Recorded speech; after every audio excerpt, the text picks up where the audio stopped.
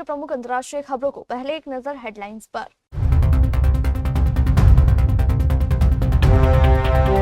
बिगड़ने वाला है मौसम, 23 से 24 को भारी बारिश, बर्फबारी का ऑरेंज अलर्ट जारी। पटना गर्ल्स हॉस्टल कांड, एक डॉक्टर ने बचाई पेशे की लाज। डेनमार्क ने इस इलाके को अमेरिका को क्यों बेचा और इसका ग्रीनलैंड से क्या है नाता। इजराइल ने संयुक्त राष्ट्र की इमारत पर चढ़ाया बुलडोजर, बोला यह ऐतिहासिक दिन। भारत और यूरोपीय संघ ऐतिहासिक व्यापार समझौते के करीब, यूरोपीय आयोग अध्यक्ष। बोर्ड ऑफ पीस में शामिल होने के ट्रंप के न्योते पर यूएई ने दिया ये जवाब। मैक्रो ने साधा अमेरिका पर निशाना, टैरिफ के लगातार बढ़ने पर बोले। ट्रंप के पास 500% टैरिफ लगाने का अधिकार, अमेरिकी विदेश मंत्री का भारत और चीन को धमकी भरा संदेश। कॉमेडियन जाकिर खान ने लिया कॉमेडी से ब्रेक, 5 सालों तक रहेंगे गायब। और विवादित मैच में दिल्ली ने एमआई को 7 विकेट से हराया, भारत के स्टार खिलाड़ी ने ठोका दमदार अर्धशतक।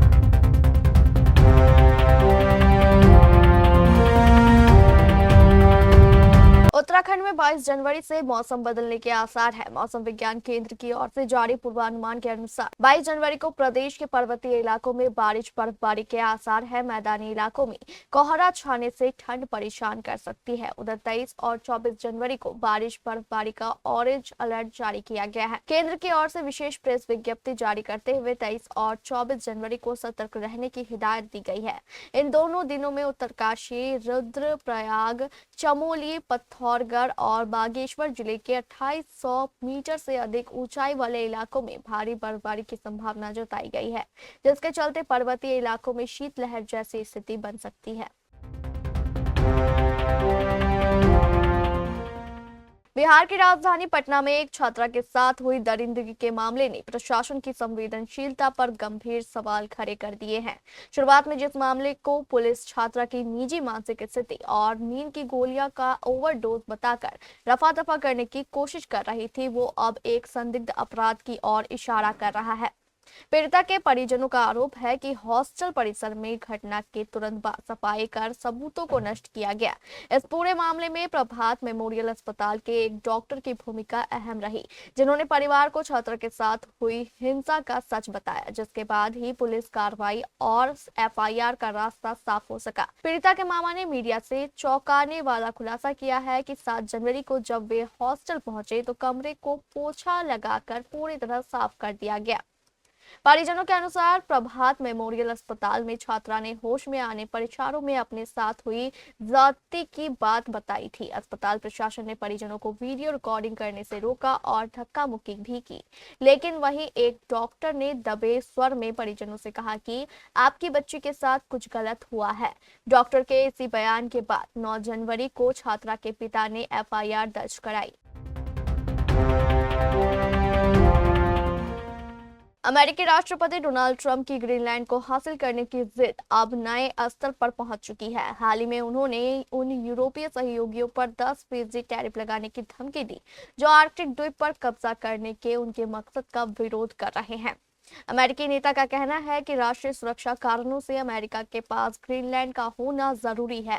उन्होंने सैन्य ताकत के इस्तेमाल की संभावना से भी इनकार नहीं किया है। ग्रीनलैंड के नेताओं और डेनमार्क ने उनकी उन मांगों को खारिज कर दिया है। ग्रीनलैंड डेनमार्क का एक अर्ध स्वायत्त इलाका है। हालांकि ट्रंप के दौर में अमेरिकी विस्तारवाद ने फिर से रफ्तार पकड़ी है, लेकिन डेनमार्क के इलाकों पर अमेरिकी नियंत्रण का विचार मौजूदा राष्ट्रपति से काफी पहले का है। इजरायल ने पूर्वी यरूशलेम के पूर्वी एम्यूनिशन हिल पर स्थित संयुक्त राष्ट्र राहत कार्य एजेंसी के कार्यालय को बुलडोजर से गिराना शुरू कर दिया है। इस कार्यालय को फिलिस्तीनियों की सहायता के लिए बनाया गया था। इजरायल ने इसे ऐतिहासिक दिन बताया है और कहा है कि उसे आज इस कार्यालय से मुक्ति मिल रही है। संयुक्त राष्ट्र राहत और कार्य एजेंसी ने एक्स पर कहा कि इजरायली सेना ने संयुक्त राष्ट्र कार्यालय के कर्मचारियों के उपकरण जब्त किए और उन्हें शेख जर्रा इलाके में स्थित इमारत से जबरन बाहर निकाल दिया। पोस्ट में कहा गया कि यह न केवल UNRWA और उसके परिसर पर अभूतपूर्व हमला है, बल्कि यह अंतर्राष्ट्रीय कानून और संयुक्त राष्ट्र के विशेषाधिकारों का भी गंभीर उल्लंघन है। यूरोपीय आयोग की अध्यक्ष उर्सुला वान डेर लेयन ने कहा है कि भारत और यूरोपीय संघ एक ऐतिहासिक व्यापार समझौते के करीब है। उन्होंने कहा कि ये समझौता 2 अरब लोगों वाला ऐसा बाजार बनाएगा जो वैश्विक GDP के लगभग 1/4 का प्रतिनिधित्व करेगा। यूरोपीय परिषद के अध्यक्ष एस्टोनियो कोस्टा और उर्सुला वॉन डेर लेयन 25 से 27 जनवरी के बीच भारत की यात्रा पर रहेंगे, जहां वे मुख्य अतिथि के रूप में गणतंत्र दिवस समारोह में शामिल होंगे। दोनों नेता प्रधानमंत्री नरेंद्र मोदी के साथ शिखर स्तर की बातचीत भी करेंगे। दोनों पक्ष 27 जनवरी को होने वाले भारत यूरोपीय संघ शिखर सम्मेलन में लंबे समय से प्रतीक्षित फ्री ट्रेड एग्रीमेंट पर वार्ताओं के समापन की घोषणा करने जा रहे हैं। दावोस में विश्व आर्थिक मंच को संबोधित करते हुए उर्सुला वॉन डेर लेयन ने कहा कि यूरोप इस सदी की आर्थिक महाशक्तियों के साथ कारोबार करना चाहता है। गाजा के लिए ट्रंप प्रशासन के नए बोर्ड ऑफ पीस में शामिल होने के लिए अमेरिका के न्योता को संयुक्त अरब अमीरात ने स्वीकार कर लिया है। UAE के विदेश मंत्रालय के अनुसार उप प्रधानमंत्री और विदेश मंत्री शेख अब्दुल्ला बिन जायद अल नाहयान ने जानकारी दी है कि राष्ट्रपति शेख मोहम्मद बिन जायद अल नाहयान ने अमेरिका के निमंत्रण को स्वीकार करते हुए बोर्ड ऑफ पीस में शामिल होने पर सहमति जताई है। बयान के अनुसार शेख अब्दुल्ला बिन जायद ने कहा कि UAE का यह फैसला राष्ट्रपति डोनाल्ड ट्रंप की गाजा के लिए प्रस्तावित 20 सूत्रीय शांति योजना को पूरी तरह लागू करने की असहमति को दर्शाता है। उन्होंने कहा कि यह योजना फिलिस्तीनी लोगों के वैध अधिकारों को साकार करने के लिए अहम है। उन्होंने राष्ट्रपति ट्रंप के नेतृत्व और वैश्विक शांति के प्रति उनकी प्रतिबद्धता पर UAE के भरोसे को भी दोहराया। उन्होंने कहा कि अब्राहम समझौता इसका एक ऐतिहासिक उदाहरण है। फ्रांस के राष्ट्रपति एमेनुएल मैक्रों ने कहा कि अमेरिका की ओर से नए टैरिफ का अंतहीन बढ़ना बुनियादी रूप से स्वीकार नहीं किया जा सकता। मैक्रों ने कहा कि यह और भी गंभीर हो जाता है जब टैरिफ का इस्तेमाल क्षेत्रीय संप्रभुता पर दबाव बनाने के हथियार के तौर पर किया जाता है। वह दावोस में विश्व नेताओं के मंच पर बोल रहे थे। यह बयान ऐसे समय में आया है जब कुछ दिन पहले डोनाल्ड ट्रंप ने उन देशों पर नए टैरिफ की घोषणा की है जो ग्रीनलैंड को अपने नियंत्रण में लेने की उनकी योजना का विरोध कर रहे हैं। दावोस में कनाडा के प्रधानमंत्री मार्क कार्नी ने भी ग्रीनलैंड के साथ एकजुटता जाहिर करते हुए कहा, ग्रीनलैंड और डेनमार्क के साथ हम दृढ़ता के साथ खड़े हैं। इससे पहले ट्रंप ने कहा कि उनकी योजना पर पीछे हटने का कोई सवाल नहीं है और दावा किया था कि ग्रीनलैंड राष्ट्रीय और वैश्विक सुरक्षा के लिए बेहद जरूरी है। ट्रंप ने एक संदेश भी साझा किया जो कथित तौर पर एमेनुएल मैक्रों की ओर से था। इसमें मैक्रों ने लिखा था, मुझे समझ नहीं आ रहा है कि आप ग्रीनलैंड को लेकर क्या कर रहे हैं। भारत के रूस से तेल खरीदने को लेकर अमेरिका ने एक बार फिर बयान दिया है।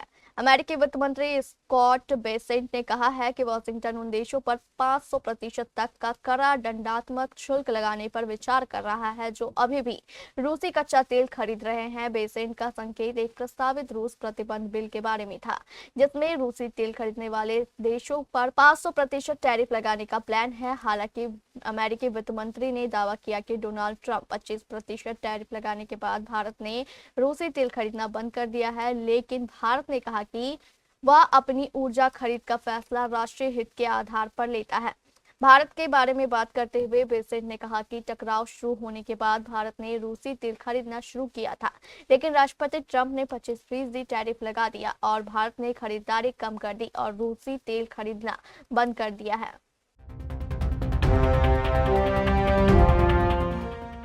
Stand up comedian Zakir Khan इन दिनों अपने कॉमेडी स्पेशल पापा यार के साथ अलग अलग शहरों का दौरा कर रहे हैं। इसी बीच उन्होंने ऐलान किया है कि वे जल्द ही कॉमेडी से लंबा ब्रेक लेने वाले हैं। यह ऐलान जाकिर ने हैदराबाद में अपने हालिया शो के दौरान किया। शो का एक वीडियो सोशल मीडिया पर तेजी से वायरल हो रहा है जिसमें जाकिर ने स्टेज में ऑडियंस संग अपना प्लान शेयर किया। जाकिर खान ने कहा कि मैं बहुत लंबा ब्रेक ले रहा हूँ, शायद 2028 से 29 तक या फिर 30 तक भी, या 3-4 साल या 5 साल ब्रेक होगा अपनी सेहत का ख्याल रखने के लिए और कुछ दूसरी चीजों को संभालने के लिए। अभी यहाँ मौजूद हर कोई मेरे दिल के बहुत करीब है। आपकी मौजूदगी मेरे लिए आप सोच भी नहीं सकते इतना मायने रखती है। जाकिर ने आगे कहा कि मैं हमेशा आपके साथ सभी का आभारी रहूंगा। बहुत बहुत शुक्रिया।